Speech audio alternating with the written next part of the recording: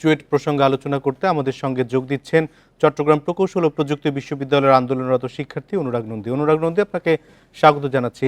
আপনারা হল না ছাড়ার ঘোষণা দিয়েছেন কেন এবং আপনাদের 10 দফা দাবি কি কি? বিকাশে কম খরচে ক্যাশ আউটের লিমিট বেড়ে 50,000, প্রিয় এজেন্টও 2টা।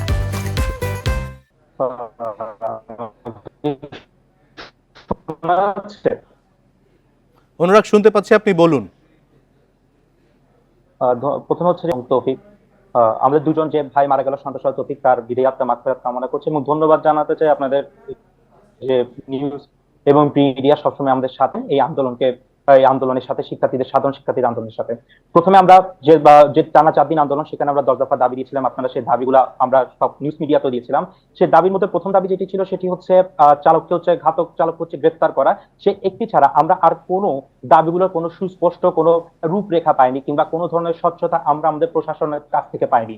এবং যেগুলো হচ্ছে দীর্ঘমেয়াদী পরিকল্পনার মধ্যেও আমরা যে দাবিগুলো দিয়েছিলাম, আমরা তাদেরকে এতটুকু বলেছিলাম যে এই প্রসেসিং বা আমাদের যে ডকুমেন্টেশন আছে সেটি একটি লিগেল ওয়েতে আমাদেরকে দেখানোর জন্য যে এটি একটি এই সময়সীমার মধ্যে আমরা প্রস্তুতি নিচ্ছি কিংবা এই সময়সীমার মধ্যে আমরা করে দিচ্ছি, এই ধরনের কোনো আমরা রূপরেখা দেখতে পাইনি। এবং আমরা যখন আজকেও আমাদের যে শর্তটা দিয়েছিলাম যে আমরা কোনো ক্লোজ ডোর মিটিং করব না, মানে 4 থেকে 5 জন শিক্ষার্থী দিয়ে কোনো ধরনের ক্লোজ ডোর মিটিং হবে না, আমরা যারা আছি শেষ পর্যন্ত আমরা বলেছিলাম ওপেন এয়ারে গিয়ে আমরা 50 জন প্রতিনিধি যাব। সেটিও যখন আজকে দুপুর বেলাতে তারা করতে প্রশাসন আমাদেরকে দিতে ব্যর্থ হয়, তখন আমরা আজকে আমাদের একাডেমিক যতগুলো ডিপার্টমেন্ট আছে সেটাতে তালা বন্ধ করতে বাধ্য হয়েছি। এবং এরপরে এখন আমাদের একটা সেমিনারের মিটিং চলছে, মিটিং এর পরে হচ্ছে পরবর্তী পদক্ষেপ আসবে। আর এর মাঝে যে একটা হল ভ্যাকেন্ট নামক একটা অযৌক্তিক জিনিস চাপিয়ে দেওয়া হলো কিংবা একটি সাধারণ এবং যৌক্তিক আন্দোলনকে অন্যদিকে বায়াস করা বা এই আন্দোলনের যে সুফলগুলা বা এই সাধারণ শিক্ষার্থীদের যে দাবিগুলা সেগুলো যদি পূরণ না হয়, তার জন্য যে একটা রূপরেখা বা একটা নকশা করা হলো যে হল ভ্যাকেন্ট দিয়ে, সেটি আসলে এই সাধারণ শিক্ষার্থী বা আন্দোলনরত শিক্ষার্থী এটি মানতে পারে না এবং আমরা মানবো না। আমরা চট্টগ্রাম প্রকৌশল ও প্রযুক্তি বিশ্ববিদ্যালয়ের সকল শিক্ষার্থী এই বিষয়ে একমত, যতদিন না পর্যন্ত এই সকল যৌক্তিক আন্দোলনের আমরা একটা সুস্পষ্ট রূপরেখা পাচ্ছি না, ততদিন পর্যন্ত আমাদের আমরা দেখতে পাচ্ছি যে ভিসি বলছেন আপনাদের দাবির প্রতি তারাও একমত, কিন্তু কিছু কিছু দাবির বিষয়ে তাদের করার কিছুই নেই। প্রশাসনের এই যে মনোভাব, সেটিকে কিভাবে দেখছেন? বিশ্ববিদ্যালয় কর্তৃপক্ষ কি আপনাদের দাবিগুলোর সঙ্গে সহমত পোষণ করছে? বাস্তবে কি মনে হচ্ছে? দেখেন, একটা জিনিস হচ্ছে মৌখিকভাবে সমঝোতা জানানো বা মৌখিকভাবে একটা স্বীকারোক্তি দেওয়া, আরেকটি হচ্ছে বাস্তবে সেটি নিয়ে কাজ করা। এই দুইটার মধ্যে আমরা প্রশাসনের মধ্যে একটা বিস্তর ফারাক পাই।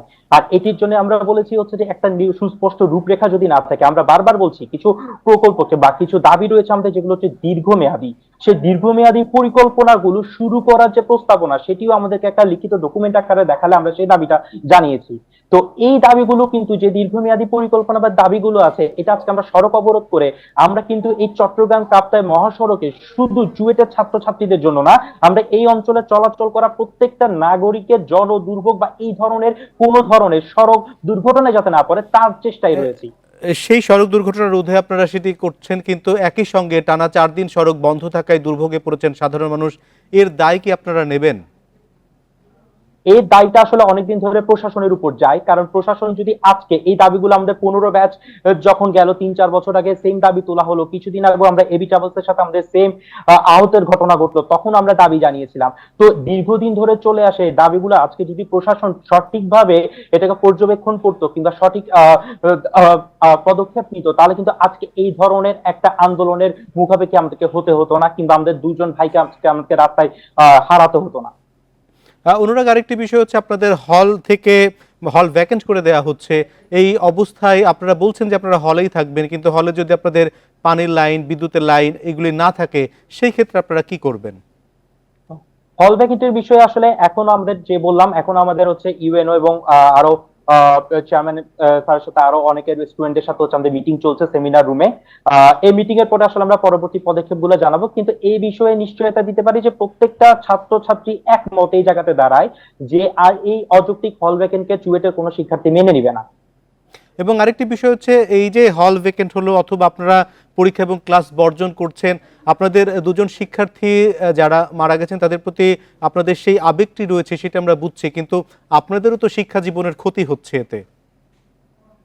তো এই দায়ভারটা আসলে আমাদের পুরোপুরি প্রশাসনের উপর বা আমাদের যে অথরিটি আছে সেই অথরিটির উপর। তারা যদি আজকে একজন প্রকৌশলীকে সঠিকভাবে মানুষ রূপে প্রকৌশলী রূপে বের করতে না পারে, বা আমরা যদি মানুষ হয়ে একজন প্রকৌশলী হিসেবে বের হতে না পারি, তাহলে এই দায়ভারটা আসলে সম্পূর্ণভাবে আমাদের চুয়েট অথরিটির উপর বর্তায়। আমরা চাই প্রত্যেকটা প্রকৌশলী যাতে নিজের সকল সুযোগ সুবিধা এবং একজন মানুষ হিসেবে বের হতে পারে প্রকৌশলী হওয়ার আগে। অনুরাগ নন্দী, আপনাকে অনেক ধন্যবাদ।